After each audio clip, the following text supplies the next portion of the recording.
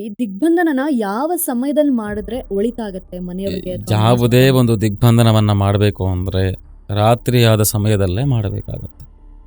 ಸೂರ್ಯ ಮುಳುಗೋ ಟೈಮಲ್ಲೇ ಈ ದಿಗ್ಬಂಧನವನ್ನು ನಾವು ಮಾಡಬೇಕು. ನಾನು ಬೆಳಗ್ಗೆ ಮಾಡಿಕೊಡ್ತೀನಿ, ಸಂಜೆ ಮಾಡಿಕೊಡ್ತೀನಿ ಅಂದರೆ ಇವೆಲ್ಲ ಆಗೋ ಕೆಲಸ ಅಲ್ಲ. ಸೂರ್ಯಾಸ್ತ ಆದ ಮೇಲೆ ನೀವು ಖಂಡಿತವಾಗಿ ದಿಗ್ಬಂಧನವನ್ನು ಪ್ರಾರಂಭ ಮಾಡಬೇಕಾಗತ್ತೆ. ಅದು ಯಾವ ರೀತಿ ಮಾಡಬೇಕು ಅಂದರೆ ಅದಕ್ಕೆ ಆದ ಕೆಲವೊಂದು ನಿಯಮಗಳಿರುತ್ತೆ.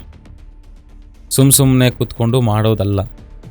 ನಿನ್ನ ವೇಷ, ನಿನ್ನ ಭೂಷಣ, ನೀನು ಮಾಡೋ ಕೈ, ನಿನ್ನ ಮಂತ್ರ ಉಚ್ಚಾರಣೆ ಇವೆಲ್ಲ ಪರ್ಫೆಕ್ಟಾಗಿರಬೇಕು. ಆತ್ಮ ದಿಗ್ಬಂಧನ ಇರುತ್ತೆ, ಶತ್ರು ದಿಗ್ಬಂಧನ ಇರುತ್ತೆ.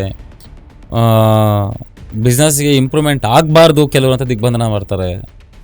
ಭೂ ವ್ಯವಹಾರಗಳು ಆಗಬಾರ್ದು ಅಂತ ದಿಗ್ಬಂಧನವನ್ನು ಮಾಡ್ತಾರೆ. ನಿಮಗೆ ಗೊತ್ತಾಗಲ್ಲ ಮಾಡಿರೋದು. ಯಾಕೆ ನಿಮಗೆ ಕೆಲಸಗಳಾಗ್ತಾ ಇಲ್ಲ ಅಂದರೆ ಕೆಲವೊಂದು ಮಾಡಿರ್ತಾರೆ. ನಾನು ಕೇರಳಾಗೆ ಹೋದೆ, ನಾನು ಇನ್ನೊಂದು ಕಡೆ ಹೋದೆ. ದಿಗ್ಬಂಧನ ಯಾವ ರೀತಿ ಮಾಡ್ತಾರೆ ತಿಂಗಳಿಗೊಂದ್ಸತಿ ತಗೋ. ನೀನು ಕಲ್ತ ಮೇಲೆ ತಿಂಗಳಿಗೊಂದ್ಸತಿ ನೀನೇ ತೊಗೊಂಬಿಡು. ನನ್ನ ಹತ್ರ ಯಾಕೆ ಬರ್ತೀಯ ಮತ್ತೆ? ಕಲಿ ಅಷ್ಟೇ. ಅದು ನಾನು ಇಂಪಾರ್ಟೆಂಟ್.